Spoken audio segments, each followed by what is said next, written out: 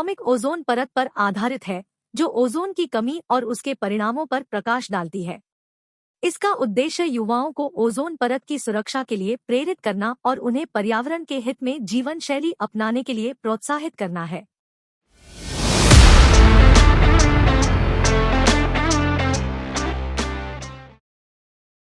कप्तान ओजोन।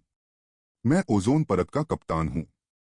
मेरा काम है अल्ट्रावायलेट सी और अल्ट्रावायलेट बी किरणों से धरती की रक्षा करना और साथ ही ओजोन सेना की संख्या को स्थिर रखना। क्लोरोफ्लोरोकार्बन। मैं कार्बन, क्लोरीन, हाइड्रोजन और फ्लोरीन परमाणुओं से बना हूं। मैं पृथ्वी की वायुमंडलीय ओजोन परत को नष्ट कर सकता हूं। अल्ट्रावायलेट ए। मैं तो अल्ट्रावायलेट सी और अल्ट्रावायलेट बी का सबसे बड़ा भाई हूं। मेरी ऊर्जा इन दोनों भाइयों से कम है और मैं आसानी से ओजोन परत को पार कर लेता हूं। Ultraviolet B. मैं तो अल्ट्रावायलेट सी से बड़ा हूं और मेरी ऊर्जा अल्ट्रावायलेट सी से कम है। मेरा कुछ अनुपात ही ओजोन परत को पार कर पाता है। अल्ट्रावायलेट सी। मैं अल्ट्रावायलेट किरणों का एक हिस्सा हूं। मेरी ऊर्जा अल्ट्रावायलेट बी और अल्ट्रावायलेट ए के मुकाबले सबसे ज्यादा है। मैं ओजोन परत को पार नहीं कर पाता।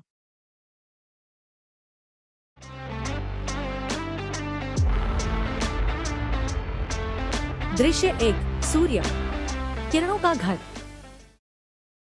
आज कितना मजा आने वाला है। मैं अपने भाइयों अल्ट्रावायलेट ए और बी के साथ धरती की सैर करने जाऊंगा।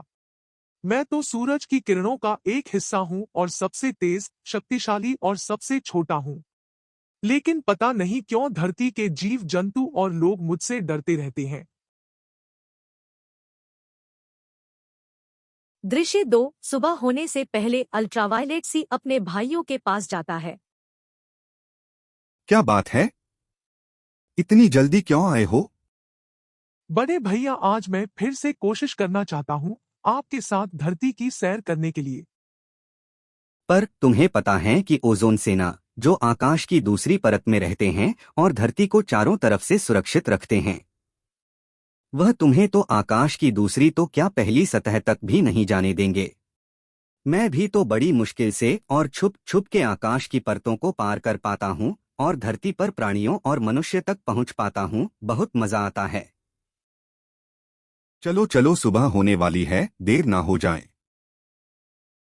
दृश्य 3। तीनों अल्ट्रावायलेट भाई आकाश की 5वीं, 4थी और तीसरी परत को पार करते हैं।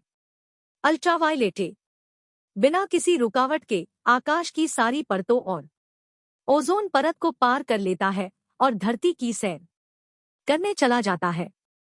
अल्ट्रावायलेट ए तो मस्त है और इसके साथ सभी लोग धरतीवासी खुश रहते हैं।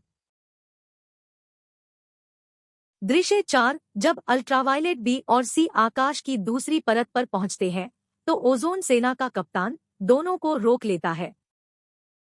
अरे ओजोन कप्तान साहिब, आज तो हमें धरती के पास जाने दो।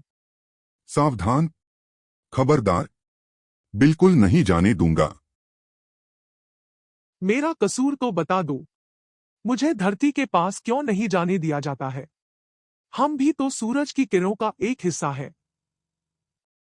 कृपया करके आज तो मुझे जाने दो। तुम्हें नहीं पता अपना कसूर?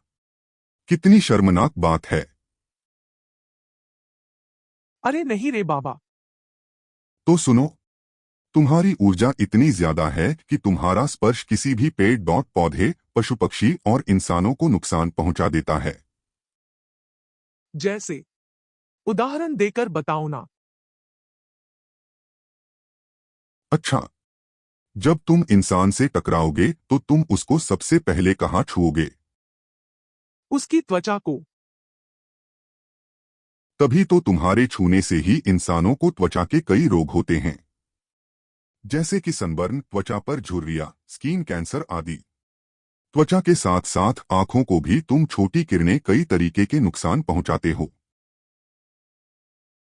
आंखों में जलन, मोतियाबिंद, आंखों की रोशनी का कम होना आदि। मैं पक्का वादा करता हूं कि मैं धरती पर किसी को भी कोई हानि नहीं पहुंचाऊंगा। मुझे बस एक बार तो धरती पर जाने दीजिए। नहीं, बिल्कुल नहीं, क्योंकि तुम किरणें तो हमारे लिए बहुत फायदेमंद हो। तुम्हारी ही ऊर्जा से तो हमारी संख्या स्थिर रहती है। क्या मतलब? तुम्हारी ही ऊर्जा की क्षमता से ऑक्सीजन अणु पहले टूटता है, जिस कारण दो अति शक्तिशाली ऑक्सीजन परमाणु बनते हैं। यह फिर दूसरे ऑक्सीजन अणु के साथ जुड़कर ओजोन बनाता है। अरे भागो भागो, वापस भागो, ऑक्सीजन अणु हमारे तरफ आ रहे हैं। यह तो हमारा उपयोग ओजोन बनाने में हमारी ऊर्जा कम कर देंगे। दृश्य 5 कुछ दिनों बाद। यह अजीब सी मीठी मीठी गंध कहाँ से आ रही है? यह कौन सा अणु हमारी जगह में घुस आया है? रुको रुको, जी, मैं क्लोरोफ्लोरोकार्बन हूँ। कहाँ चले जा रहे हो? मैंने तो तुम्हें पहले यहाँ कभी नहीं देखा। मुझे धरती पर रहने वाले लोग कई तरीकों से बनाते हैं और मेरे कई प्रकार है। मेरा उपयोग एरोसोल स्प्रे, फोम और पैकिंग सामग्री बनाने के लिए ब्लोइंग एजेंट, सॉल्वेंट्स और रेफ्रिजरेंट के रूप में किया जाता है। तो तुम जब मुझे इस्तेमाल किया जा रहा था तो मैं वहां से भाग गया और हवा के प्रभाव से इस सतह पर आ पहुंचा। क्या मैं यहाँ की सैर कर सकता हूँ? ठीक है, तुम यहाँ की सैर करके वापस चले जाओ। मुझे तो अपना काम करने जाना है। दृश्य 6 एक सप्ताह के बाद। यह क्या? क्लोरोफ्लोरोकार्बन क्लोरीन परमाणु को अपने से अलग कर रहा है अल्ट्रावायलेट सी की मदद से। मतलब जिस ऊर्जा का हम उपयोग करते हैं अपनी ओजोन सेना बढ़ाने के लिए, वही ऊर्जा क्लोरोफ्लोरोकार्बन इस्तेमाल कर रहा है क्लोरीन रेडिकल को बनाने के लिए। यह क्लोरीन रेडिकल ओजोन अणु को नष्ट कर रहे हैं। हमारा नुकसान हो रहा है, हमारी ओजोन सेना कम हो रही है। यह प्रतिक्रियाशील क्लोरीन रेडिकल तो हमें खा रहा है। एक क्लोरीन परमाणु से हम हजारों की गिनती से नष्ट हो रहे हैं।